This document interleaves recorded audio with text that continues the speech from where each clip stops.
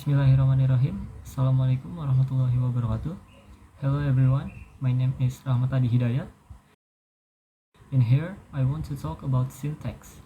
But before understanding the syntax or syntax, we need to know first about linguistic terms. What is linguistic? Linguistic is the study of language. More specifically, the science included in linguistic are closely related to grammar. Back to syntax. Well, the syntax also discusses English grammar in great detail. Do you know about grammar? Grammar is good and correct grammar. Linguistic is also closely related to grammar. So, what does this have to do with syntax? Syntax is a branch of linguistic.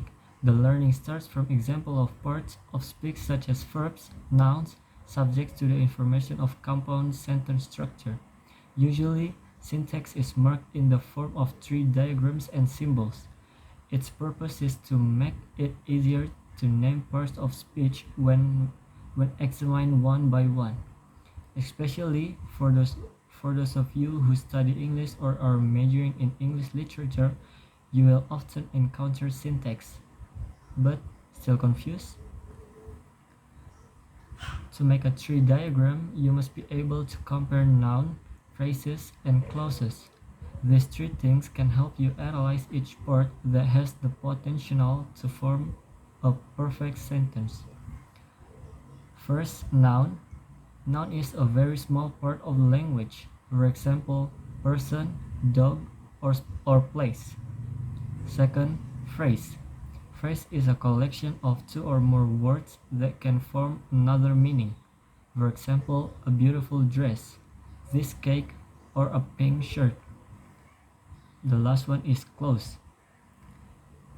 Even though they are often confused with phrases, clauses have other meanings. If the phrase is only divided into two or more words, then the clause is the closest to forming a perfect compound sentence. A clause can consist of several words or phrases, but is not yet a sentence. In general, a clause has a subject and a verb. For example, this pink shirt is pretty. I eat a cake. She returns a book. For example, how can the single sentence, the chef cooks the soup, be formed? The trick is to analyze each part using a tree diagram syntax. Here's the structure. Type of part of speech with symbol. The is the or determiner. Chef is noun or n. Cooks is v or verb. The, like before, the is the determiner, and soup is n, noun. On phrase, the or determiner plus chef or noun is equal NP, noun phrase. So it means the chef is noun phrase. Another example, the determiner plus soup and noun equal the soup is noun phrase. Another example, cooks verb plus the soup noun phrase equal verb phrase. The chef or noun phrase plus cooks the soup, the verb phrase equal the chef cooks the soup. It means the sentence. So you need to group between NP and VP, which will later become S or sentence. The tip is to start by knowing the type of part of speech for each word, then group it into phrases.